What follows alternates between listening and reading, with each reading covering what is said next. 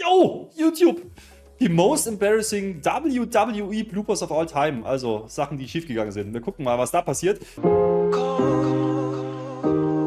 Das mache ich nicht alleine. Ich bin natürlich auf twitch.tv/herrflöter mit OE geschrieben. Live auf Twitch, wie der Name schon sagt. Da bin ich nicht alleine. Nee, da ist hier Timo E am Start. Hashtag Timo E mit großen O und großen E. Wunderbar. Das kommt natürlich von meinem Namen. Den schreibt man nämlich so, denn der andere Buchstabe ist verboten. Und das tut auch gar nichts zur Sache, denn ich bin hier, um ein Video mit euch zu gucken. Und das machen wir jetzt auch. Das ist vom Kanal, muss ich nochmal nachschauen, vorbereitet wie ein Friseur, Tapout Corner. Schauen wir mal, was da jetzt gleich kommt. Ich habe keine Ahnung, weil wenn ich es schon wüsste, bräuchte ich es ja nicht mehr gucken. Das Ganze sieht so aus, meine lieben Freunde. Wir gehen rein. Zack. Ausgerutscht, der Chris. Now to vote for these beautiful young ladies, you have to vote. Go to When you're on live TV, anything can go wrong. Just about every WWE performer has made a mistake at some point in their career, but some are more embarrassing than others. Scott Steiner gerade. Kennt ihr bestimmt auch diese Katzenvideos, wenn kleine Katzen das erste Mal anfangen, so richtig zu springen und mit dem Körper sich zu beherrschen. Achtet mal auf Scott Steiner, der macht das genau so. At some point in their career, but some are more embarrassing. Du denkst, da kommt ein Riesensprung. Oder geil. Ja. Großartig. Than others. We rank them, so here are the top 10 most embarrassing WWE bloopers of all time. Number 10, Shane McMahon. I'm going to miss. Shane is without a doubt one of the most insane wrestlers to ever compete. The man will do anything it takes to win a match. Der Typ ist einfach nur mal irgendwo runtergesprungen. Oder dagegen geflogen. Naja. While Shane's a force to be reckoned with in the ring, his mic skills aren't quite on the same level. After making his return in 2016, Shane McMahon wanted control of Raw, so his Eigentlich muss man ja sagen, der größte Blooper von Shane McMahon sind seine Punches. Und zwar immer. Aber das ist ein anderes Thema. So, hier, er war General Manager. Habe ich schon wieder vergessen, aber war wohl so. father, Vince McMahon, said if Shane could beat The Undertaker, then Shane O'Mac would be in charge of WWE's flagship show. Later, Shane confronted his opponent and tried to intimidate the dead man, but that didn't quite happen. because what's going to happen is you're going to go to hit me and I'm going to miss. Okay. Gut, er wollte mal sagen, du wirst mich verfehlen, ne? Naja, aber dumm gelaufen, würde ich sagen. Mal gucken, was der Undertaker reagiert da drauf? Keine Ahnung, hab's nicht mal im Kopf. You're going to miss. It was an embarrassing moment on its own, but Okay, weiß nicht, ob es jetzt gerade so geschnitten war oder ob der Undertaker wirklich so reagiert hat. Aber dieses, oh nee, hat er nicht gesagt. Großartig. it had to be even more discomforting for Shane having his own father standing right next to him. Number 9, Seth's leap over the barricade. The Shield is probably the coolest faction in WWE history. They're pretty much always serious and all business. Boah, die coolest Faction in der History? Also da fallen mir schon ein paar ein rein. Wäre auch mal ein Thema vielleicht. Also Shield war sicherlich für die Neuzeit ein cooles Stable, aber war es jetzt einer der coolsten Stables oder, naja, Stable würde ich es anders definieren, aber Faction of all time? Nee. Nee. Da gehe ich nicht mit. Also auf der Dungeon of Doom kommen sie nicht ran. So. business. But all it takes is one little mistake to change that. On the Raw after the 2014 Royal Rumble, Daniel Bryan confronted the Authority on why he wasn't allowed to participate in the Rumble match. The discussion got cut short when the Shield's entrance music hit. As the Hounds of Justice jumped over the barricade, Seth Rollins lost his grip and hit the floor. Von mir auch Band. Okay. That was humiliating enough, but what makes it so bad is how Seth Er bleibt einmal oben mit dem Fuß hängen und rutscht dann unten noch weg. Der Arme. Oh. spins around when he hits the ground. The Architect of the Shield recovered well, but did make the Hounds of Justice look a bit silly. Number 8, Shawn Michaels gets stuck. HBK is one of the greatest and most memorable wrestlers of all time. Part of that is because of the outfits he would wear to the ring. However, Shawn Michaels' lavish gear proved to be his downfall in 2005. While making his entrance, Mr. WrestleMania got stuck. Oh, er bleibt in der Rampe hängen, ne? Und die Kamera, du weißt halt genau, die Kamera ist komplett auf dir. Die Kamera ist eine Nahaufnahme auf dir. Du bleibst da hängen. Da kann ja nichts dafür, die arme Sau. Ja. Ah, das ist bitter. stuck on the entrance ramp. He thankfully managed to free himself, but this put a whole new spin on the nickname, Aber das ist dann auch schon mal gesagt, er verkauft es halt einfach. the Showstopper. Number 7, Alberto Del Rio misses and falls. The Mexican Gut, ja, Alberto Del Rio hat einige Misses, aber bleiben wir mal beim Thema. Was hat er gemacht? aristocrat wasn't the most graceful in the ring. In his WWE tenure, Del Rio had a number of humiliating botches. Out of all of them, though, this one has to be the most. Ja, wobei, jetzt ganz kurz, gehen wir mal zurück. Das Ding hier mit Randy Orton. Del Rio had a number Kennt er nicht Randy Orton? Jetzt mal im Ernst. aristocrat wasn't the most graceful in the ring. In his WWE tenure, Del Rio had a number Ja gut, er verliert jetzt ein bisschen das Gleichgewicht, ne? Randy Orton ist noch nicht so weit, guckt auch nicht hin. Und dann ist so, sorry, ich bin schon da. Was machen wir of jetzt? humiliating botches. Und dann kommt diese. Wer puncht als erstes? Digga, keiner weiß es. Er ist halt einfach schlecht verkauft. Aber von beiden, muss man auch was sagen. So, was hat er mit Ray gemacht? Out of all of them, though, this one has to be the most embarrassing. In 2013, Alberto Del Rio defended the World Heavyweight Championship against The Big Show in a match at Elimination Chamber. At one point, the Giant knocked Ricardo Rodriguez off the ring apron and grabbed the ring announcer's bucket. Del Rio planned on using the ropes to kick the bucket into Big Show's head. Gravity had a different idea, and the world champion jumped onto the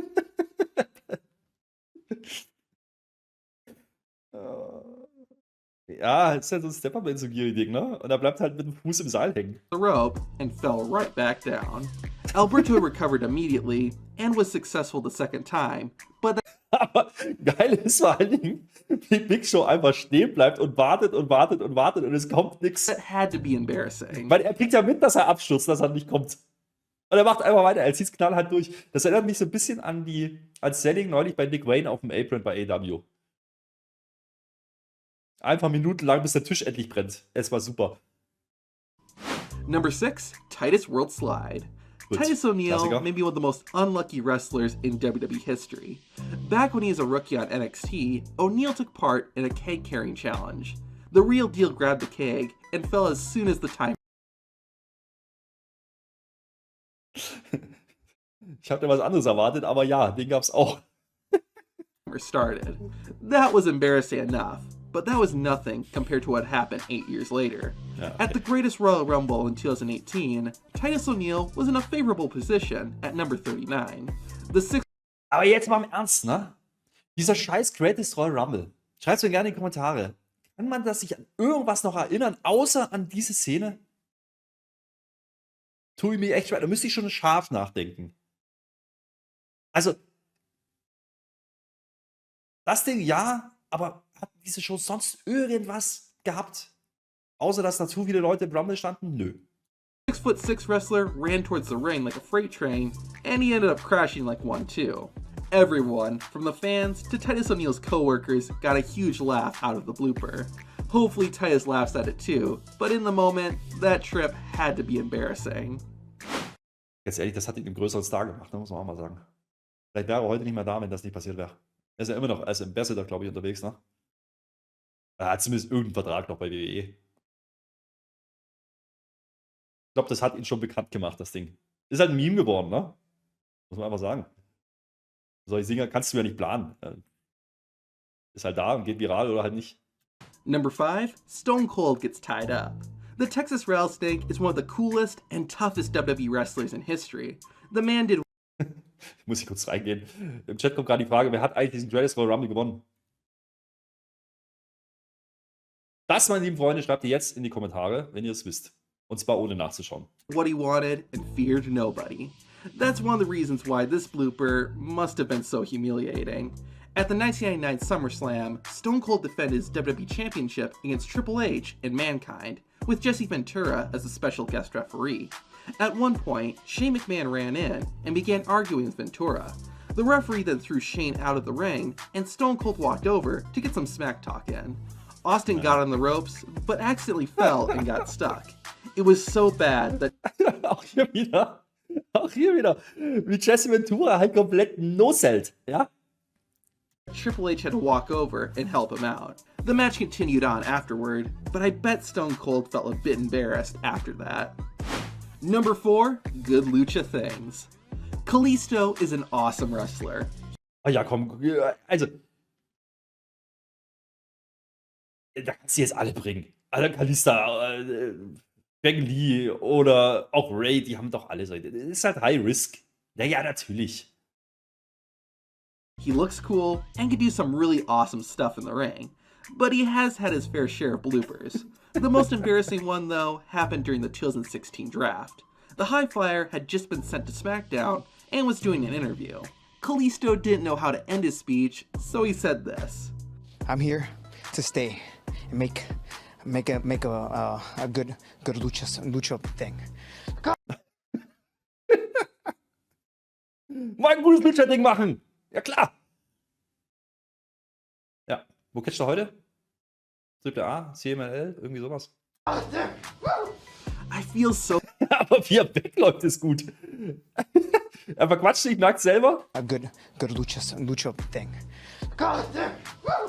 I feel so bad for him. Even for me, it's difficult to watch. On the That's mystical positive by CMLL, side, 2 yeah. years later, Kalisto was able to redeem himself. In 205 Live, you can expect Kalisto to make very good lucha things.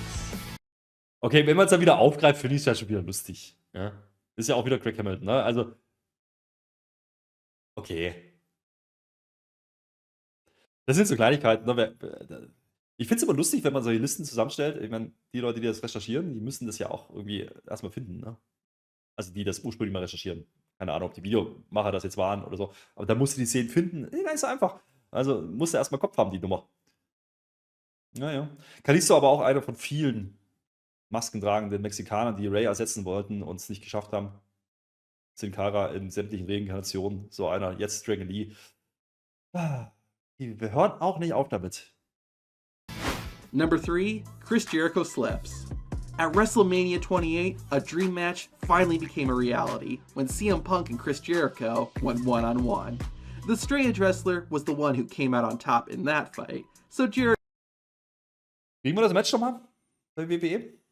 Die nächsten Jahre erstmal nicht. Jericho hat, soweit ich weiß, resigned. Aber kriegen wir das nochmal auf der großen Bühne? Ich glaube eher nicht. Ich kann mir vorstellen, dass Jericho nochmal kommt irgendwann. Nicht mehr unbedingt als das Vollzeit-Wrestler sowieso nicht, aber Hall of Fame auf jeden Fall.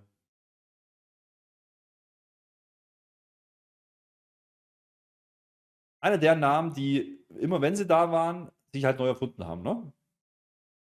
Auch lange Zeit bei AEW immer wieder was Neues gemacht. Jetzt aktuell geht sehr unter, ja, in der Masse der Namen. was understandably frustrated. The next night on Raw, CM Punk wrestled and had a very physical match against Mark Henry. The world's strongest man won by countout, but decided that wasn't enough and attacked Punk after the match. With Punk on the floor, Y2J began mocking the best in the world. To throw salt in the wound, Chris Jericho grabbed a bottle of alcohol and dumped it on CM Punk, which he would regret. The Canadian wrestler made everyone laugh when he slipped and fell to the floor. What made this so embarrassing was that this moment was supposed to be very serious, but it was all lost when Jericho slipped. Es ist halt. Ja, ist halt bitter, wenn du halt gerade ein Heel bist und gerade den Bösen raushängen lassen sollst und passiert halt sowas. Also, ja. Chef hat auch geschrieben, Jericho war halt auch einer der wenigen, die als Face und als Heel gut sind. Ja, das stimmt. Das stimmt. Gibt es nicht so wahnsinnig viele, die das können. Und vor allen Dingen auch, weil es immer im Wrestle passiert ist. Ne? Muss man ja auch mal sehen. Aber auch seine ganze Karriere über schon. Also auch hier würde ich fast sagen, der Jericho-Run, so das letzte Jahr bei WCW, als er einfach drauf geschissen hat, was er macht, war großartig. Ja? Mit Rifus. Hieß er Rifus? Ich glaube ja. Es war großartig. Der Typ hat auch nichts ernst genommen. Mann, Mann, Mann, Mann, Mann. Er war damals schon sehr, sehr innovativ und seiner Zeit voraus, muss man schon sagen. Und dann war er im Ring halt auch einfach gut. Ich meine, heute ist er ein bisschen betagter, da funktioniert der Lineshold halt nicht mehr so, ne, und andere Sachen, aber am Mikrofon ist er immer noch sehr unterhaltsam. Schon 'n großer Entertainer gewesen, aber trotz aller Sachen, die er so gewonnen hat, er war zur falschen Zeit da, finde ich. Also, zur Hochzeit, ne, da war er noch zu grün. Dann ist er gewechselt, 99 meine ich, 98, 99. Wurde zwar als Star präsentiert auf einmal, aber so richtig als ganz großen Namen habe ich ihn trotzdem nicht gespeichert. Also, er war der erste Undisputed Champion damals, also dieser vereinte Titel, da kann ich mich dran erinnern. Sehr überraschend, aber ich hatte nicht das Gefühl, dass er richtig funktioniert hat als ganz großer Main-Eventer. Zu der Zeit zumindest nicht. Später dann schon. Und auch der erste Run bei AEW, der hat dem Titel erstmal den Wert verliehen, das kann man ihm schon geben, definitiv. Aber für mich ist es nicht er ist kein Top-Player für mich, im ganz großen Sinne. Also, er spielt nicht in der Liga mit Bret Hart, Hulk Hogan, was weiß ich, ja. Auch nicht mit CM Punk, lustigerweise. CM Punk hat zwar weniger Zeit gehabt, aber mehr draus gemacht. Oh ja. Flipped up.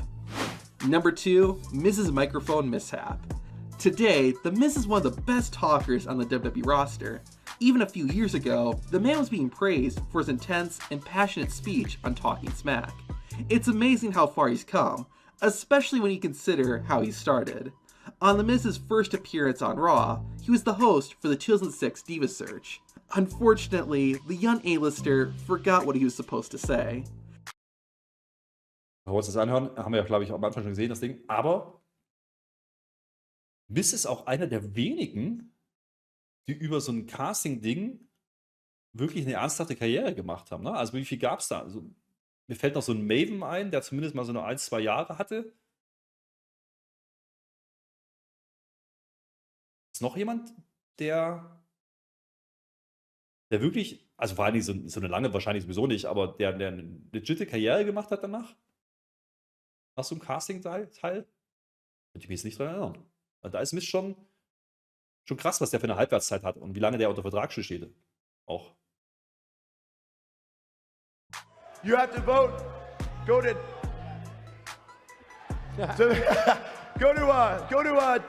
WWE. It's embarrassing enough to watch it, so just imagine what it must have been like for The Miz. Well, you can either quit or you can improve, and The Miz took the latter. The future WWE champion learned from his mistake, is now one of the company's top stars. Schon krass, was der Film ja gemacht hat, ne? Und dass die Leute ihn auch angenommen haben. Wenn man sieht, was er heute für Reaktionen kriegt, immer noch. Ich habe auch wieder gerade die Bilder vor Augen bei der letzten Deutschland-Tour, ja, wo er dann einfach anfängt, Deutsch zu sprechen in der Promo und es einfach großartig macht. Also auch wenn er als Wrestler mir nicht viel gibt und auch nie viel gegeben hat und auch in seinem Main-Event-Run, auch der WrestleMania Main-Event natürlich komplett untergegangen ist, hinter anderen Dingen, ja, die davor größer waren, hat er schon eine wahnsinnig beeindruckende Karriere hingekriegt. Also hätte ich ihm damals nicht zugetraut. Es war so ein typisches Milchgesicht, so eher nervig, aber das hat er halt genutzt. Und dann war er halt ein großer Smacktalker am Ende, ja. Und ist deswegen halt overgegangen. Im Ring war es sicherlich nicht, obwohl er inzwischen sehr passable Matches wirkt, wenn er denn darf. Number 1, Vince McMahon tears his own quads. Ja, I don't think we'll Klassiker. ever see a more chaotic ending to a WWE show than what happened at the 2005 Royal Rumble. Batista was the man who was gonna win, and in the end, that's what happened. But it was a very bumpy ride to get there.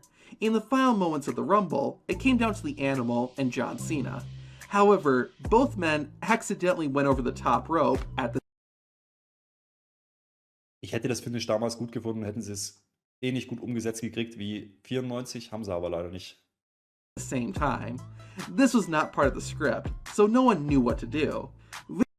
Okay, es war nicht geplant und deswegen geht Vince dann raus und reißt sich dann beide Oberschenkel, die Muskeln und sitzt dann im Ring.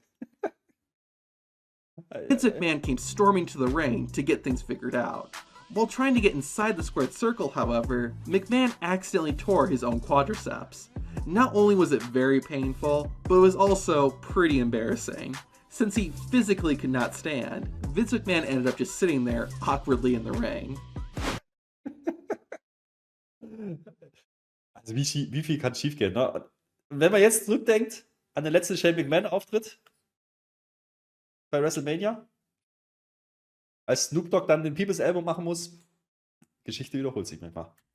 To watch more bloopers, hit the video. Ein Dank geht raus an Tap Out. Hier ist der Kanal. Tap Out Corner. Unterhaltsames Video, hat Spaß gemacht, kann man so bringen. Ja, und es gibt wahrscheinlich noch Millionen andere Sachen, die man hätte zeigen können. Ich finde ja auch Botches immer nicht so wahnsinnig spannend. Ja, Botches passieren halt im Ring. Ich finde da solche Versprecher, solche Sachen durchaus lustig. Das unterhält mich mehr als jetzt irgendein Botch im Ring. Ja. Aber gut, Botches gehören genauso dazu. Dafür gibt es aber Botchamania. Grüße gehen raus an Matthew an dieser Stelle. Ich bin raus auf YouTube. Lasst gerne einen Kommentar, einen Daumen nach oben da. Ihr kennt das Spiel, abonniert endlich den Kanal, bla bla bla. Twitch.tv/Herr Flöter mit OE geschrieben. Da machen wir sowas live. Mit OE.